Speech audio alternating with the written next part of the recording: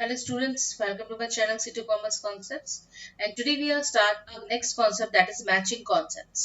अगर आप मेरे चैनल पे नए हैं तो लाइक शेयर और सब्सक्राइब करना मत भूलिएगा and press the bell icon. Okay, now come to the next, so the matching concept. Okay, so what is matching concept? The matching concept states that the revenue and the expenses incurred to earn the revenues must belong to the same accounting period.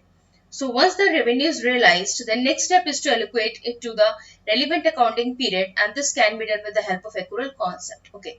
ठीक है, the matching concept में जैसे कि आप लोग अब सोच रहे होंगे कि मैम हमेशा बोलती हैं कि नाम से ही जो है मतलब हम लोग स्टार्ट करते हैं और एग्जाम्पल से, और आज हमने डेफिनेशन पहले पढ़ी और डेफिनेशन पढ़ने के बाद हमें उसमें से कुछ भी समझ में नहीं आया. ओके, तो मैचिंग कॉन्सेप्ट एक्चुअली में क्या होता है कि जैसे एग्जाम्पल लेते हैं नेक्स्ट. देखिए एग्जाम्पल क्या है कि मेरा कोई एक स्टोर है, ठीक है, एक कोई या मैं बुक्स परचेज करती हूँ, तो आपने भी कोई क्या किया, परचेज करी 10 बुक्स 100 रुपीज की. ठीक है, कितना हो गया, 1000 रुपीज की बुक्स को परचेज किया आपने. ठीक है, मान लेते फिर उसके बाद हमने सेल की, मैंने एक शॉप से 10 बुक ली 100 रुपीज की और 1000 रुपीज के मैंने उसको दिए और मेरे पास वो 10 बुक्स आ गई.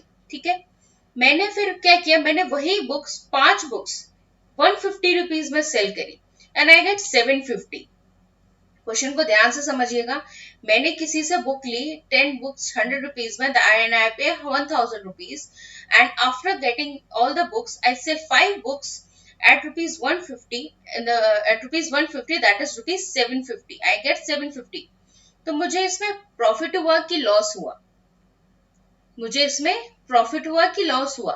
ठीक है, यही चीज समझना है, यही बताता है मैचिंग कॉन्सेप्ट. मैचिंग कॉन्सेप्ट अब क्या बताता है कि अब मैंने 5 बुक्स को सेल किया 150 में, तो मेरा जो रेवेन्यू आया वो क्या है, वो 750 आया.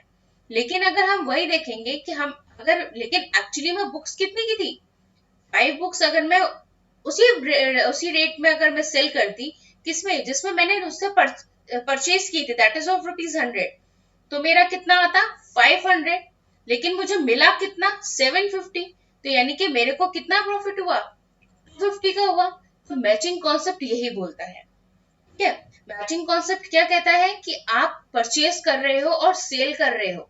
ठीक है, आप कितने में कोई चीज परचेज करते हो, कितने में कोई चीज सेल करते हो, और फिर उसके बाद जो आता है that is called revenue. Matching concept को इसलिए लाया गया है इसमें क्योंकि मान लीजिए अगर कोई इस तरह का कोई कॉन्सेप्ट नहीं होता तो हम कितना भी ले लेते, कितना भी परचेज करके उसको सेल कर देते और हमारे पास कोई भी जो है बिजनेस पॉइंट ऑफ व्यू से हमारे पास कोई भी ट्रांजेक्शन रिकॉर्ड नहीं होती कि हमने किसी से कितना क्या लिया और हमें प्रॉफिट हुआ कि लॉस हुआ, हमारे कितना रेवेन्यू आया. ठीक है, तो मैचिंग कॉन्सेप्ट इसलिए लाया गया है कि आपको क्या है, अब आपको ये प्रॉफिट लॉस पता चल सके कि मैंने तो वो 10 बुक 1000 रुपए में ले ली, लेकिन अब क्या है, अब मैं उस बुक्स को कितने में बेच रही हूँ, मैंने तो सिर्फ 5 बुक्स 150 की बेची, दैट इज 750, और मुझे 250 का क्या हो गया, उसमें प्रॉफिट हो गया. ओके, तो ये है मैचिंग कॉन्सेप्ट.